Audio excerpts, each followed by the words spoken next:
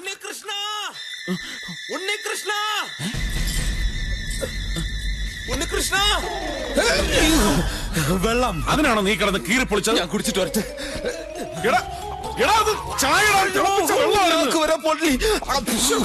നീ തണുപ്പ് വേണ്ട, ഞാൻ കോള കുടിക്കാം.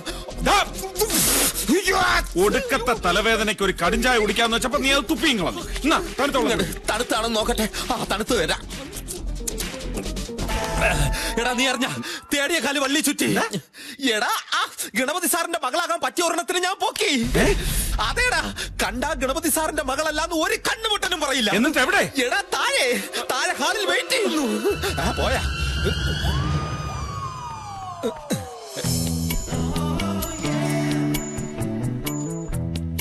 എവിടുന്ന് കിട്ടി? ഞാൻ കുഴിച്ചെടുത്ത്. എടാ അതൊക്കെ വിശദമായിട്ട് പിന്നെ പറയാം. ആളെങ്ങനെയുണ്ട്? ബാക്കി നോക്കേ, ഫ്രണ്ടിൽ നിന്ന് എങ്ങനെ? എന്താ നിന്റെ ഉദ്ദേശം? എന്റെ കൊക്കിന് ജീവനുണ്ടെങ്കിൽ ഞാൻ അതിനൊന്നും സമ്മതിച്ചില്ല.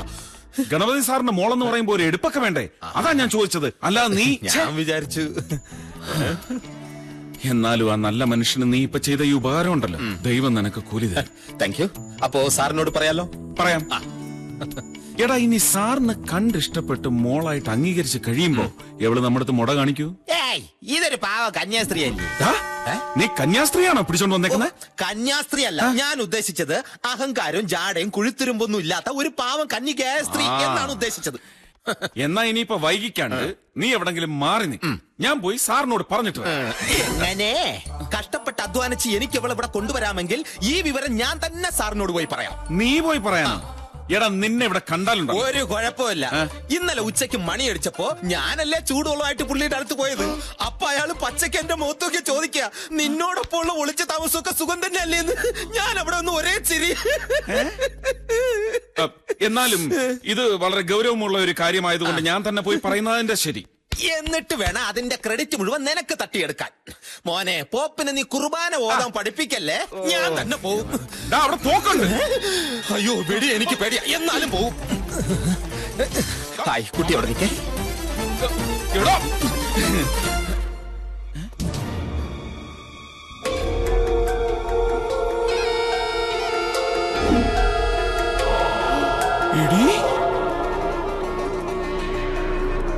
എടി നീയാണോ ഇവിടെ മോളായിട്ട്?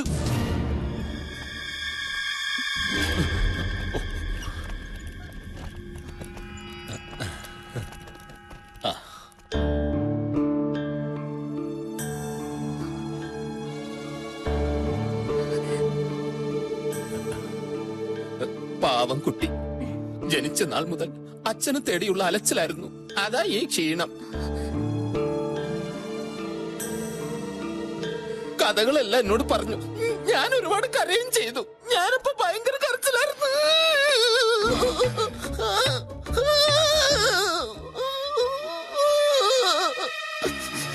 എനിക്ക് താങ്ങാൻ പറ്റുന്നില്ല. ഞാൻ വരട്ടെ. ഏറ്റില്ല. നീ കൊണ്ടുവന്നാണെന്ന് പറഞ്ഞാ മതി. പൊളിഞ്ഞടി ഭയങ്കരി. നീ മോളാണെന്നുള്ള കാര്യം സാർ വിശ്വസിച്ചിട്ടില്ല. എടി എന്താടി നീ വിചാരിച്ചത്? നിന്റെ മറ്റേ തൊഴിലിനുള്ള ഏരിയാണിതെന്നോ? ശരിക്കും നിങ്ങൾ തമ്മിൽ പരിചയമുണ്ടായിരുന്നോ? അവളോട് തന്നെ ചോദിച്ചു നോക്ക്, പറഞ്ഞു തരും. പിന്നെ ഉദ്യോഗം എന്താണെന്നും കൂടെ ചോദിച്ചോണം. എന്റെ ദൈവമേ. അയ്യോ അതെ, ഇവിടെ വിലപിടിപ്പുള്ള ഒരുപാട് സാധനം ഉള്ളതാന്ന് ഇവിടെ തന്നെ കാണണം. ഞാൻ വന്നിട്ട് 100ലേക്ക് വിളിക്കാം. 100 എന്ന് പറയുന്ന ഫയർഫോഴ്സിന്റെ നമ്പറില്ലേ? കുട്ടി ശരിക്കും ഇവിടെ എന്താ സംഭവിച്ചത്? ഒരു ബെല്ലടി കേട്ടു. ശരിയാ, ആ ബെല്ലടി ഞാനും കേട്ടു. എന്താ പറഞ്ഞേ? ഞങ്ങളോട് ക്ഷമിക്കണം. ക്ഷമിക്കാനോ? നിങ്ങളോട് എങ്ങനെയാണ് നന്ദി പറയേണ്ടതെന്ന് എനിക്കറിയില്ല. പലരും ശ്രമിച്ചിട്ട് നടക്കാതിരുന്നത് എന്റെ മോളെ എനിക്ക് കൊണ്ടു തന്നില്ലേ? തീരെ പ്രതീക്ഷിക്കാതെ പെട്ടെന്ന് എന്റെ മോളെ മുമ്പിൽ കണ്ടപ്പോ എനിക്കറിയില്ല കൃഷ്ണ, എങ്ങനെയാ ഞാൻ അവളെ സ്വീകരിക്കുക. സാർ സിംഗാരിമേള താലപ്പൊലി അറേഞ്ച് ബെസ്റ്റ് ആയിരിക്കും. വേണ്ടെങ്കിൽ വേണ്ട, ഞാൻ ഒരു അഭിപ്രായം പറഞ്ഞേ ഉള്ളൂ. സാർ ഞാൻ ശാലിമളെ ഇങ്ങോട്ട് കൂട്ടിക്കൊണ്ടുവരാം. സാറിന്റെ മനസ്സിലിണങ്ങുന്ന രീതിയിൽ സാർ സ്വീകരിച്ചോ. കണ്ടോ സാർ? കൃഷ്ണ, ഉടനെ തന്നെ നമുക്കൊരു യാത്ര അറേഞ്ച് ചെയ്യണം. മോളും ഞാനും നമ്മളെല്ലാവരും കൂടി സകല അമ്പലങ്ങളിലേക്കും എല്ലാ ദൈവങ്ങളോടും എനിക്ക് നന്ദി പറയണം. സത്യം എന്താണെന്ന് അറിയാതെ നമ്മൾ ആ സത്യമൊക്കെ ഞാൻ സാറിനോട് നേരത്തെ പറഞ്ഞതാ. സ്വന്തം കുഞ്ഞിനെ വളർത്താൻ ത്രാണിയില്ലാതെ അനാഥാലയത്തിൽ ഏൽപ്പിച്ചു പോയ സാവിത്രി ചാച്ചി 10 വർഷം മുമ്പ് മരിച്ചുപോയ കാര്യല്ലേ. അന്ന് ഈ മോൾക്ക് വെറും 11 വയസ്സ് അല്ലേ സലിമോളു? അതെന്ന്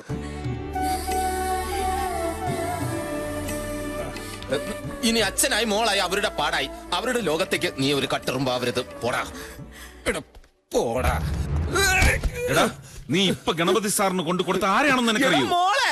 മോളെ അഡ്ജസ്റ്റ് ചെയ്യണമെന്ന് പറഞ്ഞ് ഞാൻ മോളെ അഡ്ജസ്റ്റ് ചെയ്ത് കൊടുത്തു. ഇനി മോനെ വേണമെന്ന് പറഞ്ഞാൽ മോനെ അഡ്ജസ്റ്റ് ചെയ്ത് കൊടുക്കും. ഇനി ഗണപതി സാറിന് വേണമെന്ന് പറഞ്ഞാൽ ഞാൻ ഒരു ഗണപതി സാറിന് അഡ്ജസ്റ്റ് ചെയ്ത് ഗണപതി സാറിന് കൊടുക്കും. അതാണ് ആത്മാർത്ഥത. എടാ നീ ഇപ്പൊ കൊണ്ടു കൊടുത്ത ഒരു കള്ളിയെ, ഒരു പെരും കള്ളിയെ. എടാ കൊച്ചിയിൽ ഞാൻ വന്നിറങ്ങിയ ദിവസം ഇവളൊരാളുടെ പണവും തട്ടിയെടുത്ത് ഓടുന്നത് ഞാൻ കണ്ടതാ. എന്റെ ഈ 2 കണ്ണുകൊണ്ട് കണ്ടതാ. അതുകൊണ്ട് നീ ചെന്ന് ഇപ്പൊ സാറിനോട് പറയണം, ആള് മാറിപ്പോയതാ, ഒരു അബദ്ധം പറ്റിയതാ. ഇനി നിനക്ക് വിഷമാണെങ്കിൽ അവള് കള്ളിയാണെന്നൊന്നും പറയണ്ട. അവൾ എവിടെങ്കിലും പോയി പണ്ടാറടങ്ങട്ടെ. എടാ ഉണ്ണികൃഷ്ണ, ഓ എടാ കാള വാല് പൊക്കുന്നത് ഈ ഐസ്ക്രീം കഴിക്കാനല്ല എന്ന് ഇവിടെ എല്ലാവർക്കും അറിയാം. എനിക്ക് നേരത്തെ തോന്നി നീ എന്തേലും ഉടക്കുണ്ടാക്കിയിടുന്നു. എടാ അതുകൊണ്ടല്ലേ ഗണപതി സാറിന് മോളെ കിട്ടി വരും ഞാൻ ചെന്ന് പറയാന്ന് പറഞ്ഞപ്പോ നീ വേണ്ടാന്ന് പറഞ്ഞത്. എടാ എന്നോട് അദ്ദേഹത്തിന് താല്പര്യം കൂടും എന്നുള്ളൊരു അസൂയ.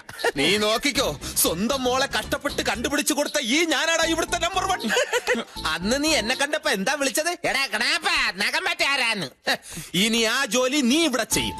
ഞാൻ ഇവിടുത്തെ ജനറൽ മാനേജറായിട്ട് ഒരു വിലസും. അപ്പൊ നീ പോയി സാറിനോട് മാറ്റി പറയില്ല? ഇല്ല വേണ്ട, ഞാൻ പോയി പറയാം. എനിക്കത് പറഞ്ഞല്ലേ പറ്റും. നീ അവിടെ നിൽക്ക്. നിനക്ക് അയാളോട് ഇത്ര ആത്മാർത്ഥം തോന്നുന്നു. അയാളായിരുന്നു നിന്റെ അമ്മായിയപ്പനാ. എന്റെ അമ്മായിയപ്പനും അല്ല അപ്പാപ്പനും അല്ല. പക്ഷേ അയാൾ എന്നെ വിശ്വസിക്കുന്നു. അങ്ങനെ ഒരാളെ ചതിക്കാൻ എനിക്ക് വയ്യ. ഞാൻ പോയി പറയും. നിന്റെ കാലി ഇത് എത്ര കിലോമീറ്ററാണ് ഒരു കാലി? അവിടെ നില്ല്. എന്നെ കൊന്നിട്ട് വേണം നിന്നെ ഇവിടെ തന്നെ നിന്നെ വിടില്ലടാ ഞാൻ. പക്കച്ച് കവച്ചിട്ട് നിന്നെ വിടില്ലടാ. അച്ഛനും മോളും കൂടെ താരാട്ടുപാട്ട് തുടങ്ങി. സത്യം എനിക്ക് നല്ല ഉറക്കം വരുന്ന പാട്ട് കേട്ടപ്പോ അവിടെ കടയടാ.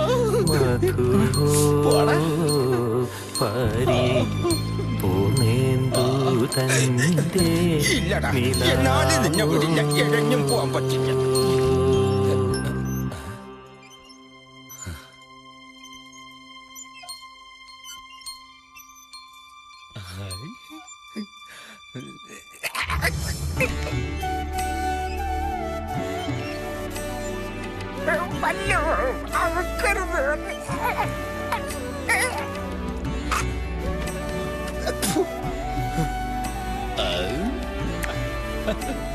അടച്ചുപിടി.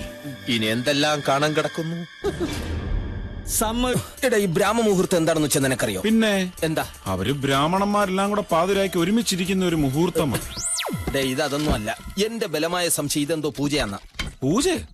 എന്ത് പൂജ? എടാ അവളെ മയക്കെടുക്കാൻ. എനിക്കത് തന്നെ തോന്നി. നമുക്ക് ഗണപതി സാറിനോട് ചോദിച്ചാലോ? എടാ അതിന് അദ്ദേഹത്തിന് ഇതൊക്കെ അറിയാൻ പറ്റുമോ? പിന്നെ അദ്ദേഹം അമേരിക്കയിലായിരുന്നില്ലേ? അറിയാതിരിക്കൂ. അങ്ങേരും വന്ന് കാണട്ടെ. എടാ അതിനൊന്നും സമയമില്ല. ഇനിയിപ്പൊ അങ്ങേരെ അറിഞ്ഞ അങ്ങേരെ എടുത്തോണ്ട് മുകളിലോട്ടൊക്കെ പോയി ചെല്ലുമ്പോഴത്തേനെ അവൻ കയറി വേഷ മുഹൂർത്തം കാണിച്ചിട്ട് അങ്ങ് പോവും. നീ ഇങ്ങോട്ട് മാറി. മനുഷ്യന് അഹങ്കാരം പാടില്ല. ഒരു 916 അടി പൊക്കം വെച്ചോണ്ട് നീ ഇവിടെ നിന്ന് നോക്ക്. ഞാൻ മര്യാദയ്ക്ക് കയറി പോയി നോക്കാം. ഞാൻ ഒന്നും ഇതിന്റെ ലൈവ് കണ്ടിട്ടില്ല.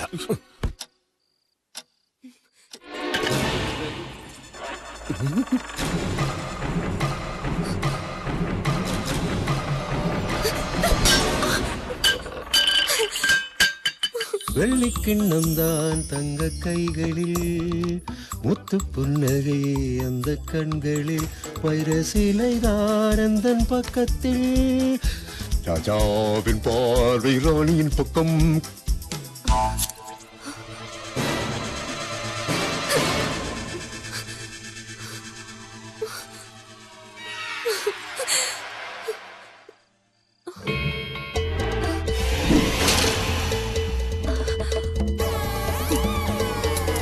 കുളിരാട് കുളിരടി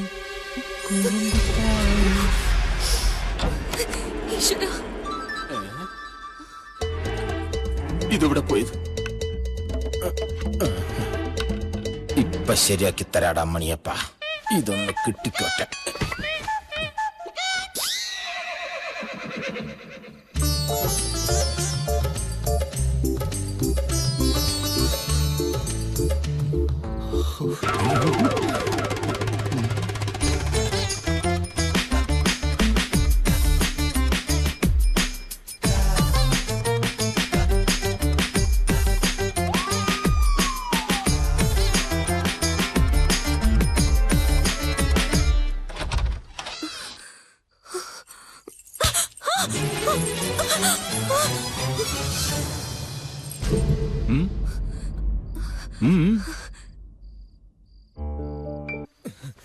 ഈശ്വരന്മാരെ എന്റെ മാനം കാത്തോളണേ.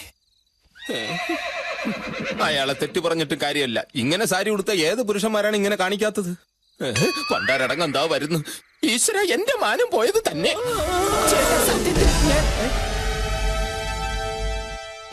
എവിടെ പോയി? എന്റെ ചാരിത്രം രക്ഷപ്പെട്ടു. മോളെ, മോളിപ്പ കനുള്ള എന്തെങ്കിലും സാധനം എടുത്ത് താഴത്തേക്ക് ഇട്ടായിരുന്നോ? അല്ല, കിണറ്റിൽ എന്തോ വീഴുന്ന ഒച്ച കെട്ടി, അതുകൊണ്ട് ചോദിച്ചതാ. ഇവിടെ എന്തോ കുഴപ്പമുണ്ട്, അത് ഉറപ്പാ. കൃഷ്ണ,